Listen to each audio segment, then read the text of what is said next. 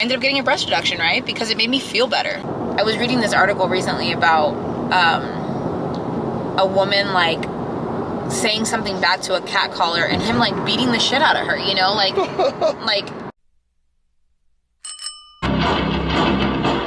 from New York. We're rolling rich with Ricky Ricardo. Rolling rich with Ricky Ricardo. And I'm rolling rich with Ricky Ricardo. Rolling rich with Ricky Ricardo. And I'm rolling rich with Ricky Ricardo.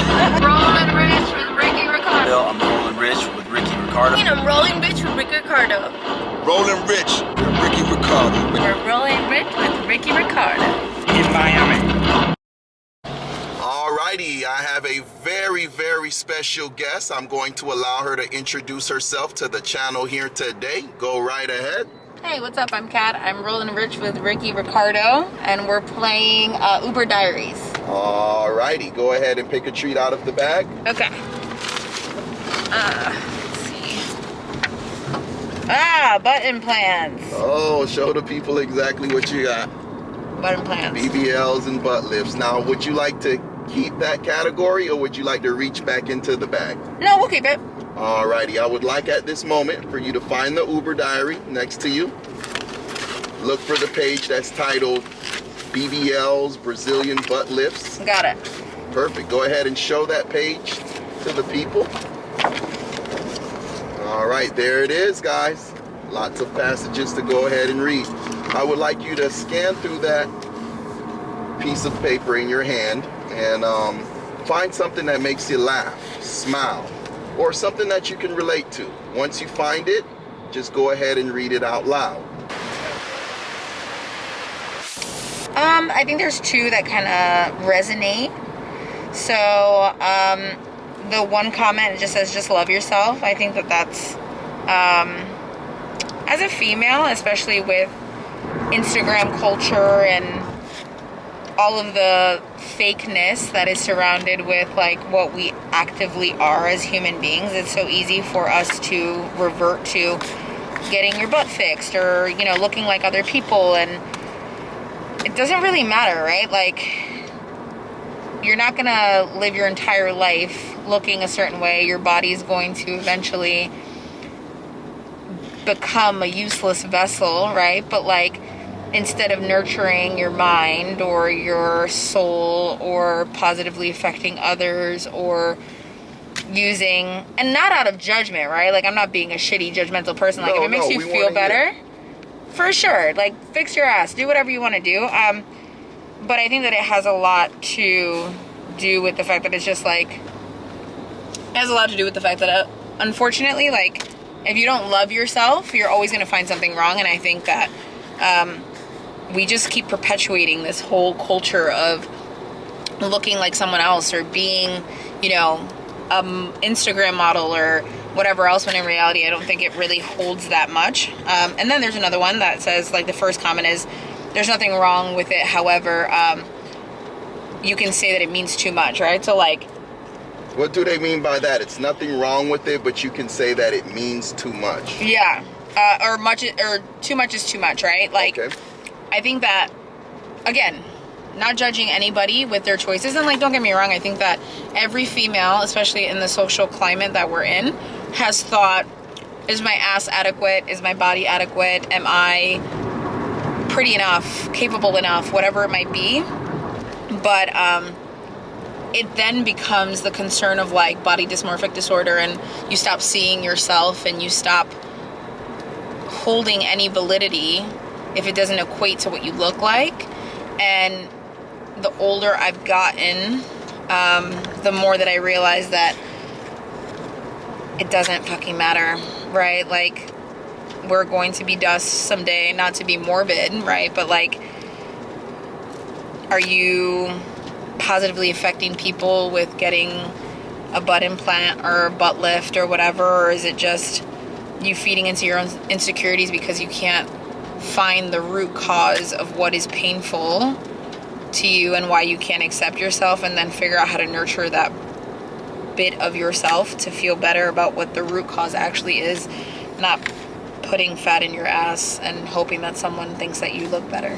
So from what I'm hearing, you believe that people, men, and on this topic we're talking about women, enhance their bodies to beautify themselves because they're trying to replace what they don't have with something that they think that they need, or what? So I can speak to the opposite, right? So I used to have extremely large breasts, and it made me really uncomfortable because I feel like I was constantly sexualized. My body of being this like voluptuous Latin woman, I could almost feel like people would talk to me like because of having a larger chest or being thicker, rather than actually holding value as to what it is that I'm saying. And like I ended up getting a breast reduction, right? Because it made me feel better. Like it made me feel like I was more mobile, I was more myself in my body, and I had a back injury, so all encompassing, it was like I want to do this because it makes me feel more like myself. Wow, that's interesting. So while people are trying to add to their butts, add to their breasts, you actually, for health purposes and to just feel more comfortable in your skin, actually thought that less would be more for you. Yeah. Wow. And for example, like I grew up being an athlete and like really into sports. After puberty and after life and all the things, like my breasts were getting in the way of me lifting weights, running, being physical, feeling good about having, like, I love yoga, and like it got to a point where I wasn't so comfortable doing those things because I had overwhelmingly large breasts, and now I do whatever I want and my body feels like my body. Now, like, that's the point, right? Like, it's no judgment. If that makes your body feel like more your body, that's great, but are we actually diving into the root cause of why you feel that way? You know, like when I decided to get my body modification, it had a lot to do with the fact that I didn't want to feel sexualized. I didn't want to feel like that was one of my main attributes, and also like the health benefits of it. But that took a lot of time and energy, and still me telling myself, like, do I love myself the same amount at these big breasts versus having smaller breasts? Like, what is that equate to? And it took a couple of years for me to decide to do it, and finally when I did, I was grateful for it. But I think that we just put so much pressure on us being like cookie cutter and looking like other people, when in reality, first of all, that's not very interesting for us to look the same. Like, it's okay to be an individual, and better yet, like the things that you think are the most awkward about you or that make you stand out are usually the things that people love the most, right? Because it makes you an individual. You know, like I remember growing up, I hated having this mole above my lip, and like kids are cruel, so they'll make fun of you and whatever, and like when I was younger, that shit affected me. But as I got older, I was like, no, this makes me unique. This makes me look different. This is something you that look at it as a mole, you say, but I always thought it was a beauty mark, and people that's what that they call it, yeah. were born with natural beauty always had that on their face. So. Absolutely, you know. So it's one of those where I'm also very much the kind of person that I like to dissect things to death, you know. So it could be as simple as, hey, I want a fat ass, you go get a fat ass, right? Mm-hmm. But is it also that you weren't validated enough in your household? Did you not receive enough affection? Did you not have the structure in your, you know, your childhood to be able to have someone tell you like you're perfect exactly the way you are, no matter what that is, that now you're forcing yourself to do these things? And a BBL is the most invasive body modification that there is. Like, that's how most people that get plastic surgery die. And don't get me wrong, I've thought about what that would look like, and ultimately, like, if it's not in the cards for me, I'll just try to squat and go from there, you know? Okay, so let me get this right. Based on earlier in the conversation, you stated, well, when you were younger, maybe your teenage years, you felt like people were more interested in staring at your breast instead of actually staring at you and hearing what you had to say. You got a lot of attention because you had a bigger chest than other girls. Is that true? Yeah, absolutely. And you didn't like that, correct? No, but I definitely handle myself in a way where, like, so right now, currently, I'm a service leader for a very big car company, and I do very well, and I manage, like, upwards of 40 men, and you don't have to like me, but you're going to respect me, and you don't have to not look at me, but you're not going to sexualize me, because there comes a point where, like, just because I'm a female doesn't mean that me leading a team of just men matters any less, if that makes sense. Or like, It does. you know, like you're not gonna sexualize me for being a younger, attractive, full-bodied female versus a man that just is cis and just kind of fits that norm, that hetero norm. And like, I've always felt like this is kind of the role that I would sit in, but I never felt super comfortable being hypersexualized. And being hypersexualized versus being sexual are two very different things, right? Like, Explain to us. I think like sexuality should be celebrated, right? It's so natural. It's what every single human, to some capacity, regardless of your orientation or your likes or your kinks or whatever it is, like I feel like that's one thing where like it's okay for us to find a middle ground in what being sexual is, but for someone else to put their sexual norms on you and make you feel sexual when that's not the case is not okay either, you know? Now, I'm kind of confused here. You're saying that it's okay for us to be sexual and it's okay for us to love our bodies as well as someone else's fixture. Yeah. But what were you getting to? It's not okay to what? It's not okay to like almost put your own how can I explain it? Okay, so for example, let me give you like a literal example, right? Yes. I deal with these men all the time, and 99.999% of the time, I know that they look at me in a way where it's like, okay, this is my boss, I'm going to respect her, I'm going to listen, I'm going to do the things, and we have open dialogue about what that looks like in that relationship. But there are moments, you know, where if I come in and, you know, on a particular day I'm wearing my hair a different way or whatever it is, I can see it then turn into something. And so far as someone making an inappropriate comment or making it feel as though, you know, all of a sudden that male gaze, you know, is on you, which that's uncomfortable. Nobody wants to feel that way. But I also don't think that there's anything wrong with being sexual, you know, like it's almost like time and place, you know? Exactly. There's a time and place for everything, and it's not what you do, it's also how you do it. You could admire someone's beauty, but Sure. it doesn't mean that you have to undress that person with your eyes. Is that all Absolutely. correct? Yeah, and that's the thing too, is like I have two little brothers and I love them to pieces, but we talk a lot about how they speak to women, how they respect women, their role as a man, right? Like, and it sucks to say because I don't believe in like gender norms, right? Like I think that anybody can fit any gender norm that they want to. Like, you know, for me, for example, I'm a career person. I chose not to like do the whole like family life thing. That's okay, you know?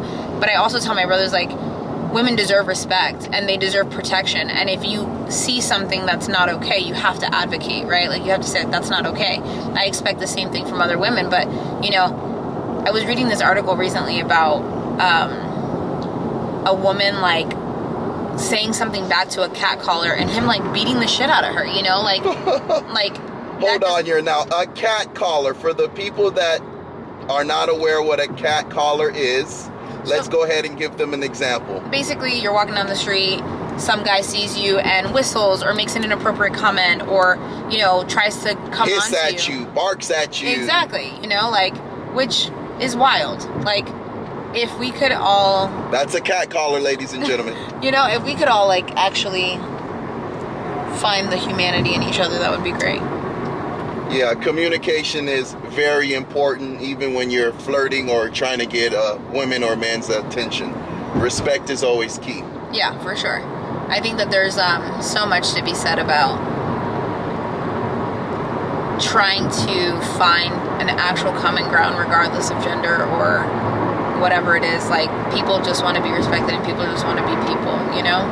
And anyway, like, bringing it full circle, no matter what your body looks like, no matter what your face looks like, even if you have, you know, what someone would call an abnormality or whatever it is, like, it doesn't make you any less valuable. It doesn't make you any less worth loving or respecting or caring about. Like, and I think that, especially in America, we have such a throwaway culture that if you're not fitting these, like, beauty standards, you matter less, which is fucking bullshit, in my opinion. But if you're not fitting the trend at the moment, you're not in. Exactly, and which it's just is not like, true, guys. No, and better yet, like, the trend always changes, and things are, again, this body is just a vessel, and it will eventually give up, and nobody's gonna give a fuck that you put implants in your ass versus trying to be a good person and positively affect the humanity around you.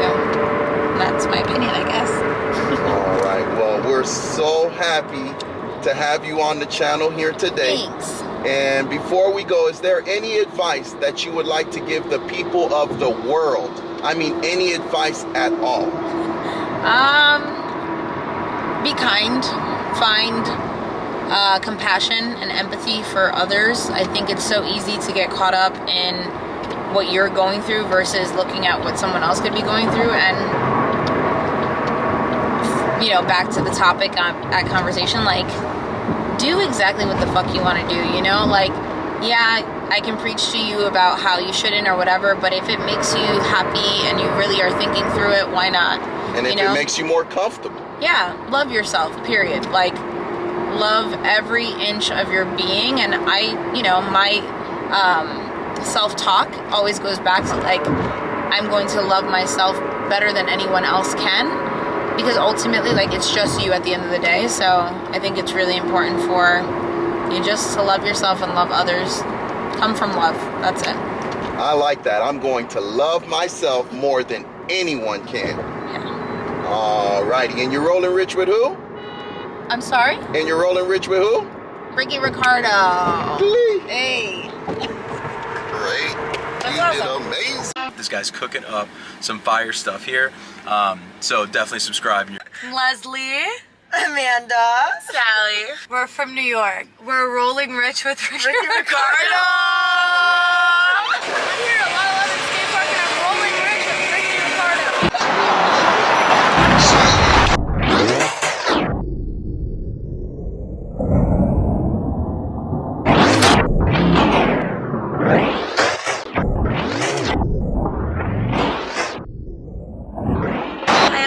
I'll proceed straight I'm rolling rich with Ricky Ricardo, and we're gonna play the Uber Dive. If you're into beautiful yachts in Miami, contact me, Angelo. Your best yacht advisor in Miami. We're rolling rich with Ricky Ricardo, bro. Ricky Ricardo, the one and only. Hey, my name's Ian. I'm rolling rich with Ricky Ricardo. Tune in, subscribe, do all that, you dig?